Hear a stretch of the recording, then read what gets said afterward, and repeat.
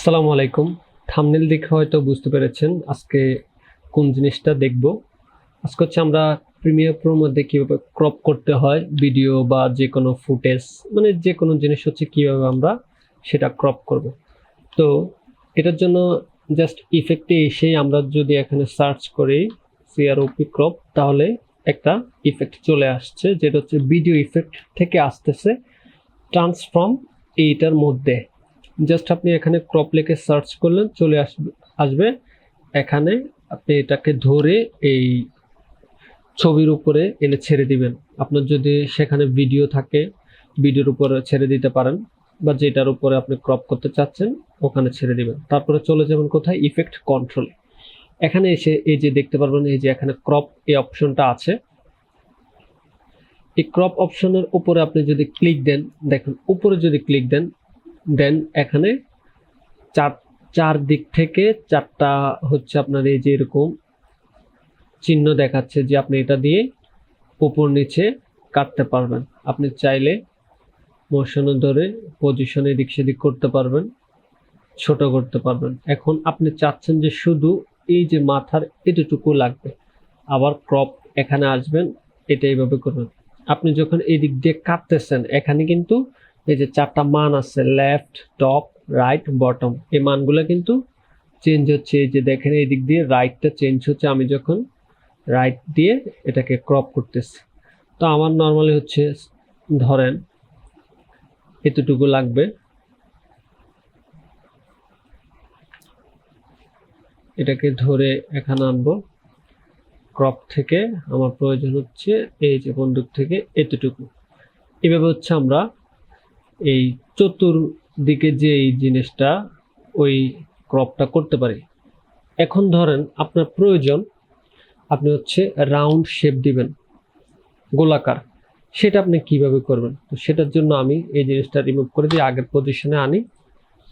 আপনি চাচ্ছেন যে এই বন্দুক থেকে এই এখানে একটা গোলাকার একটা শেপ দেওয়ার জন্য, এটার জন্য কোনো ইফেক্ট দিতে হবে না, জাস্ট একটু টেকনিক্যালি কাজ করতে হবে। এই যে অপাসিটিতে যখন আসবেন এখানে তিনটা অপশন আছে, এই যে দেখেন ক্রিয়েট, ইলিপস, মাস্ক।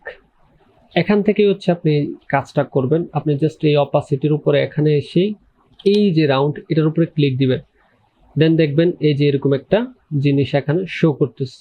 এখন এই জিনিসটা একটা দেখেন, সেটা হচ্ছে এটা ডিম্বাকারের মতো হয়ে আছে, বাট আমি চাচ্ছি একদম একুরেট এই বৃত্তাকার হবে। ওইটার জন্য আপনি কি করবেন, আপনার কিবোর্ডে শিফট ক্লিক দিবেন। শিফট ক্লিক দেওয়ার পরে আপনি যে কোনো একদিকের কর্নারে ধরে যদি আপনি এভাবে করেন, দেন আপনি সেটা দেখতে পারবেন একদম একুরেটলি এটা হচ্ছে।